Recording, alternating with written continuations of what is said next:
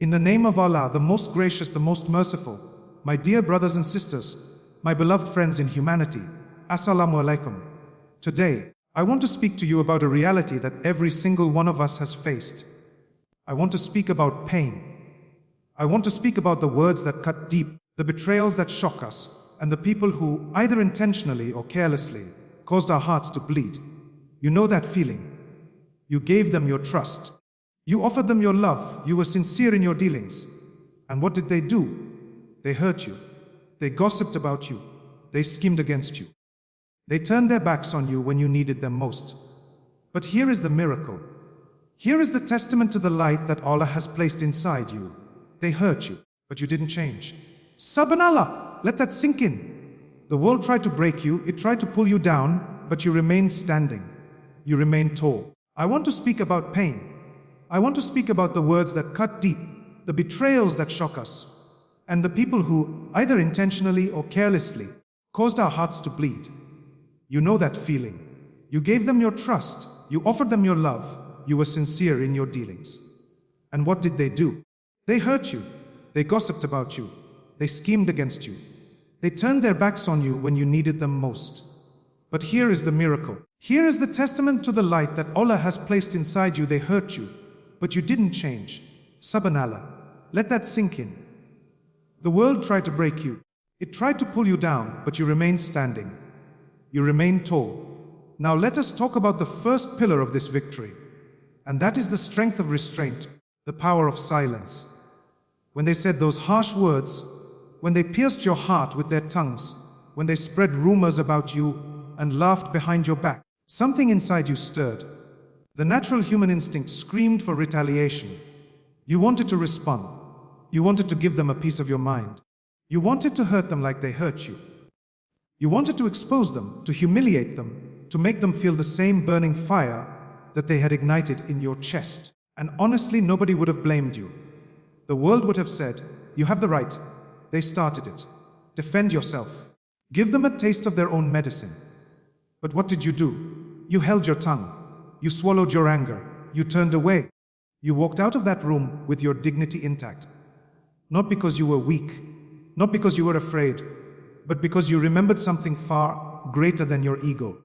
You remembered the Prophet Muhammad, peace and blessings be upon him, who said, "The strong is not the one who overcomes the people by his strength, but the strong is the one who controls himself while in anger."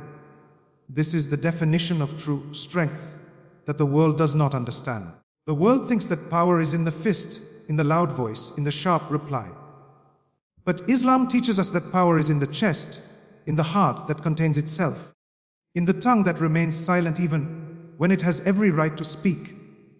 When you restrained yourself, you were not surrendering to them. You were surrendering to Allah. You were saying, "Oh Allah, I have the ability to destroy this person with my words. I have the ammunition. I have the history. I know their secrets. I know their weaknesses. But I will not use it because you have commanded me to forgive. I will not use it because you have commanded me to be patient. I will not use it because I fear you more than I fear their attack."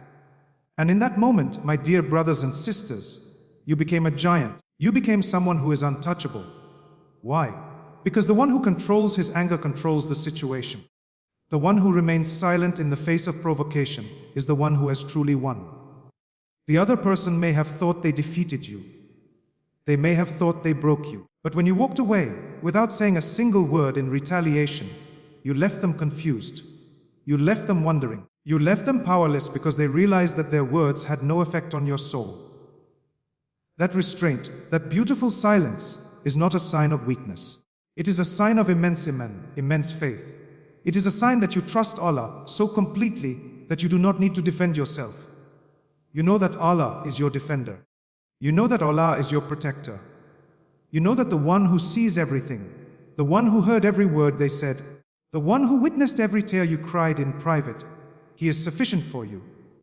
So you place your case in his hands, and you walk away with your head held high. This is exactly what the Prophet Yusuf, peace be upon him, did when his brothers threw him into the well, sold him into slavery, and caused him years of suffering.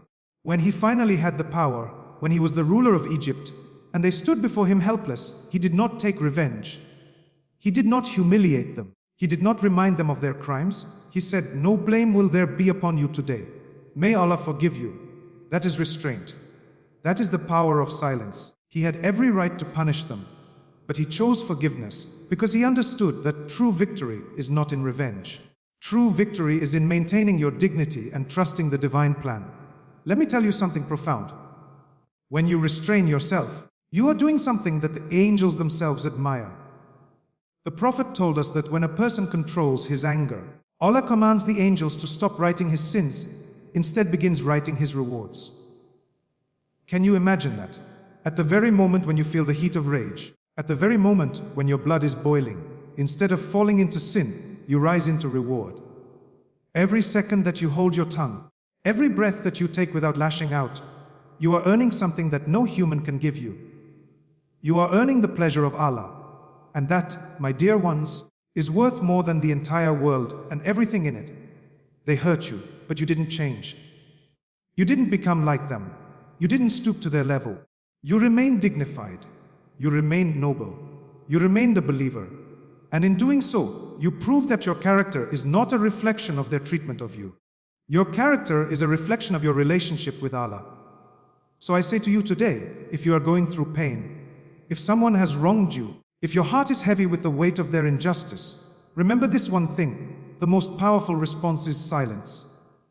Not silence out of fear, but silence out of strength. Silence that says, "I am above this, I am better than this. My Lord is with me, and He will deal with you in ways you cannot imagine." That is the strength of restraint. That is the power of silence. And that is what kept you unchanged when they tried to change you. Hold on to that, my dear ones.